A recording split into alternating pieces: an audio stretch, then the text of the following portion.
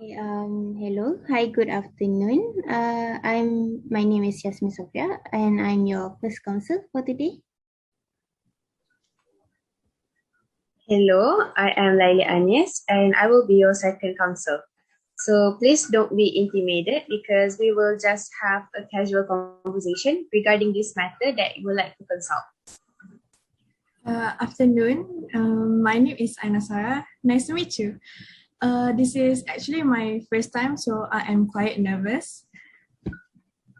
No worries, Miss Aina. We understand this is normal. People can get nervous. So I just want to know, how are you feeling? Are you still at the hospital or are you currently at home? Because I noticed that you have provided some medical report, if I'm not mistaken. Yeah. I am definitely feeling better than before. Right now, I'm already at home. Okay. Oh, good to know. So are you ready to start our counseling session? Yeah, sure. Okay, before we begin, this consultation will go for about 20 minutes. Now I shall go through some confidentiality policy. So we are here to inform you that all our conversation will be confidential and you should not worry about the information being leaked. So based on the Legal Profession Act 1976, we will not disclose your information to another third parties. And I believe you had read and understood the content of the confidential agreement that we have signed prior to this meeting. So therefore, I hope that you would put your trust on us. Yes, I have, and yes, I will.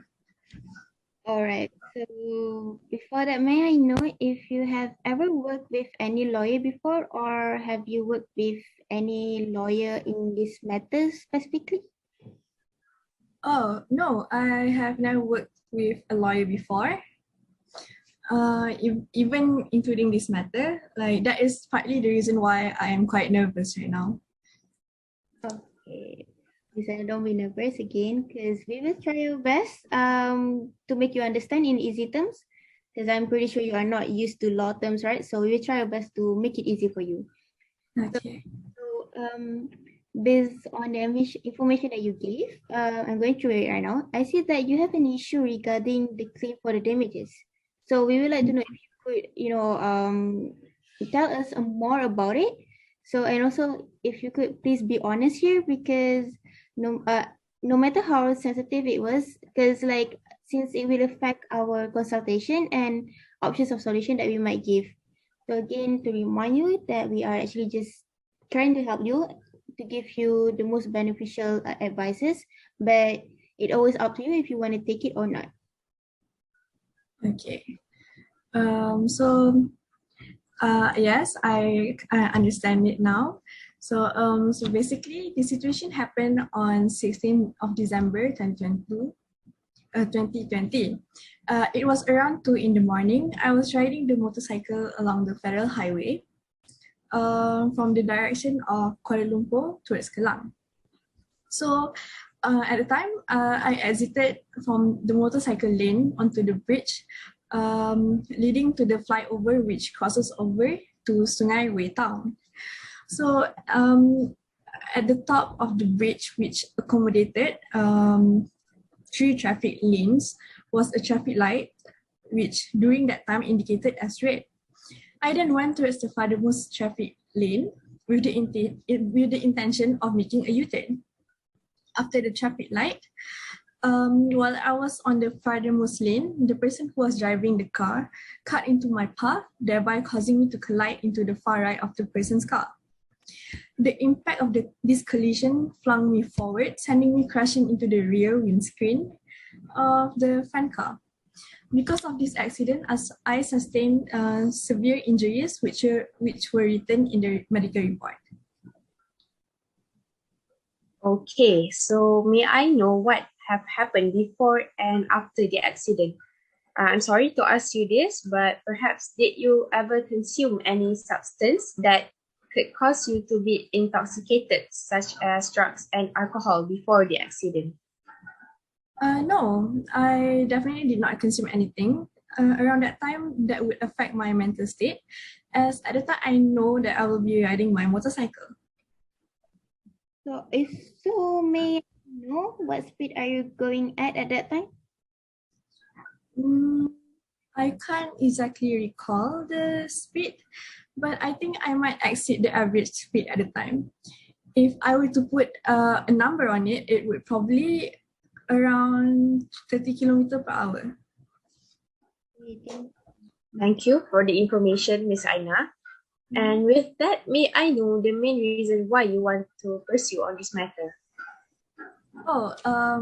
Well, I was actually claimed by the defendant that I had caused a contributory negligence. Therefore, I want to know if I can succeed in claiming the damages from the defendant.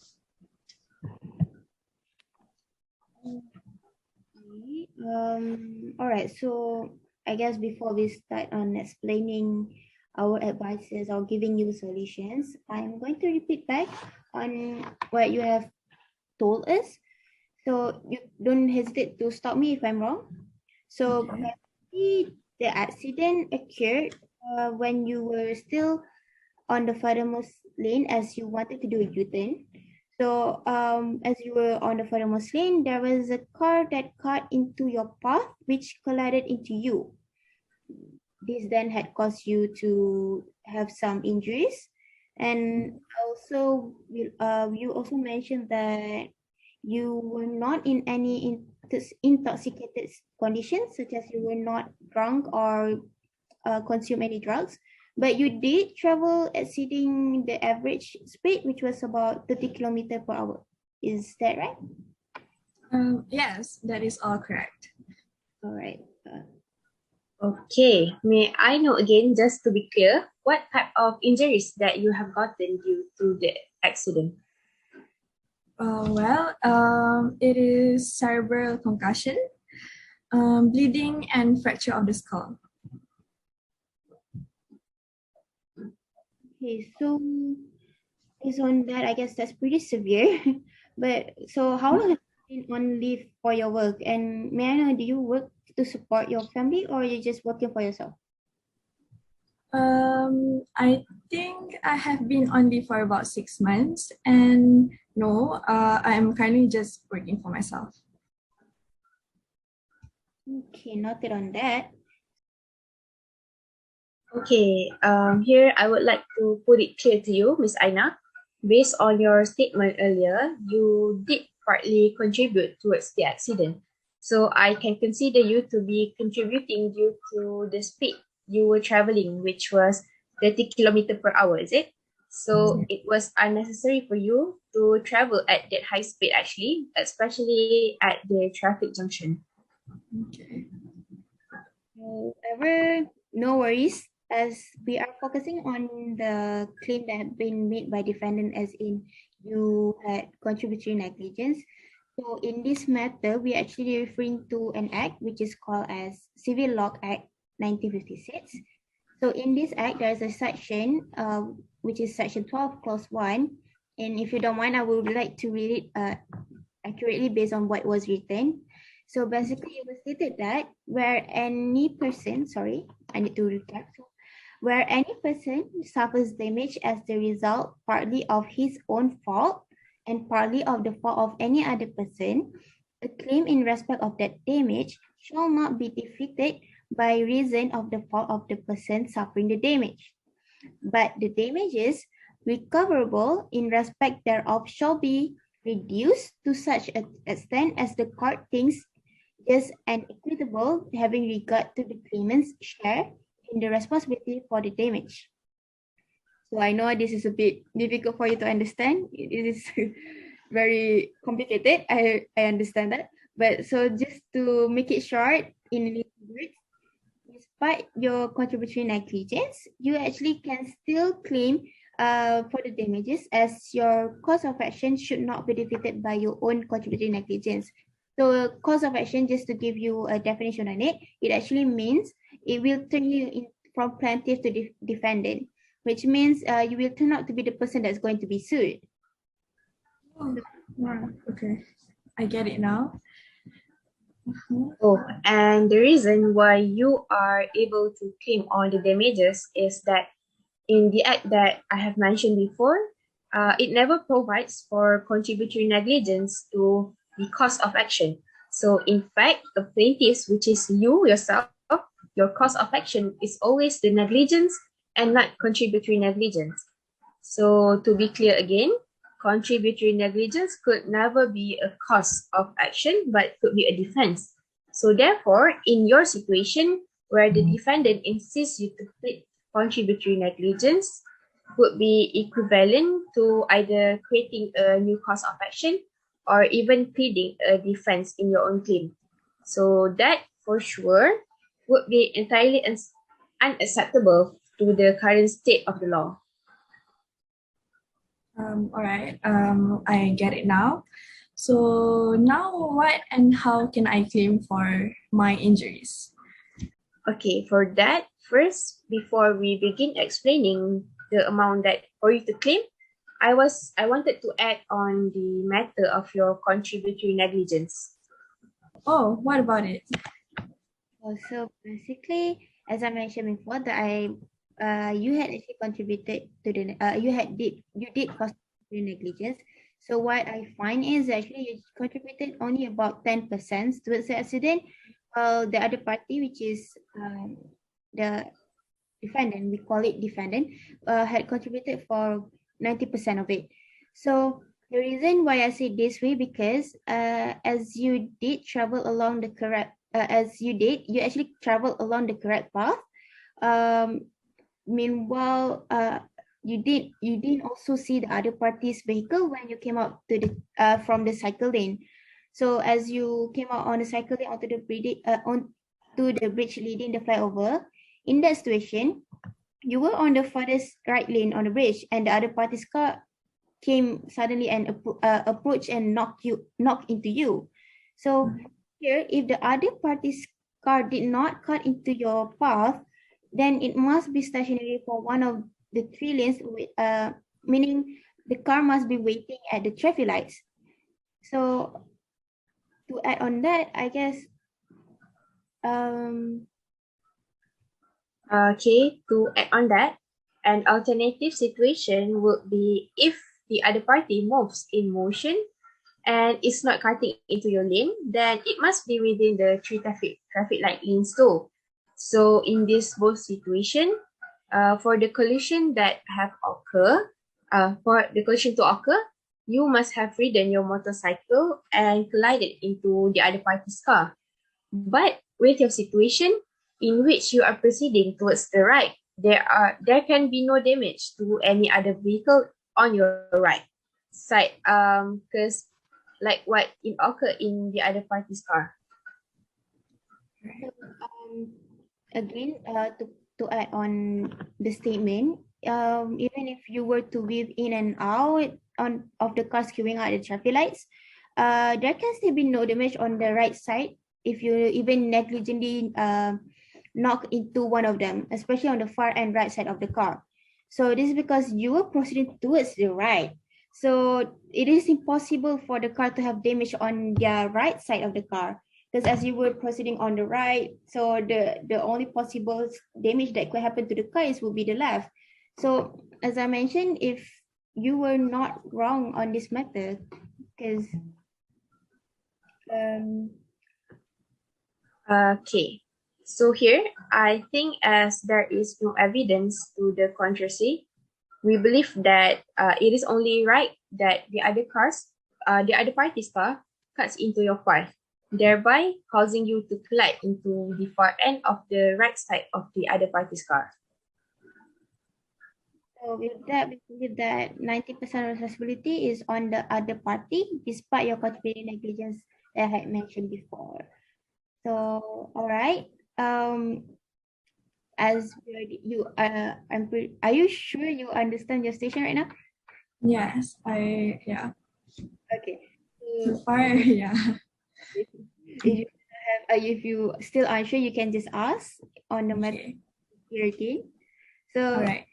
back to your question just earlier, which is about your claim for damages.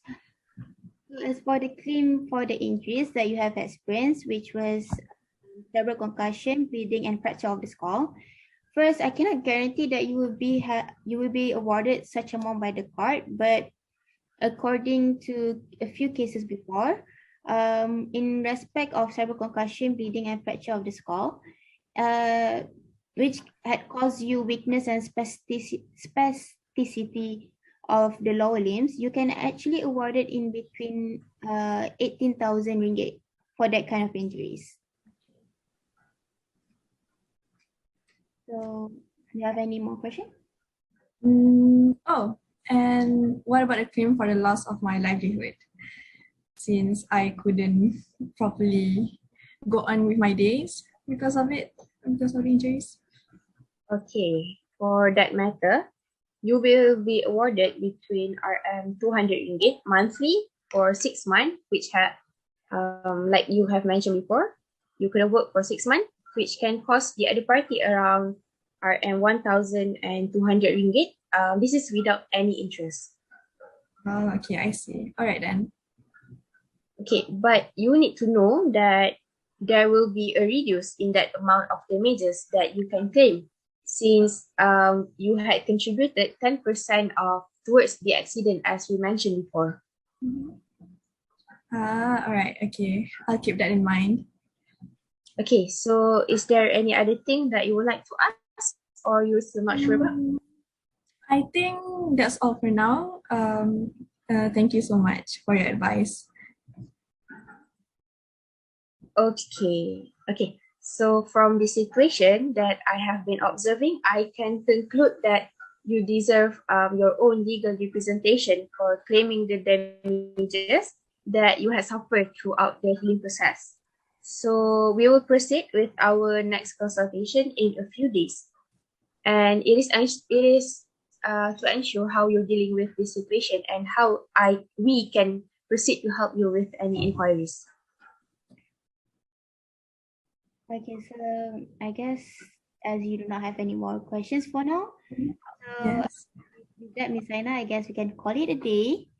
I just want to say, me and my partner are really grateful for your cooperation today. Thank you so much for your cooperation. So again, if you have any questions or inquiries, don't hesitate to call us or just text us. And yeah, we will try our best to provide you with everything that you need to know. And also we can put our full potential and cooperate as a team to achieve justice as we deserve. Okay, all right. Thank you so much again for your time. And I am actually very, very glad that I had a chance to work with you. Your advices will absolutely be taken into account. All right, thank you so much, Aina, for giving your trust to us, which is to our law firm, Ola.co. Thank you so much. Thank you, Miss Aina. Glad to hear that. See you soon. All right, see you soon. Thank you. Nice talking to you. Nice talking to you too.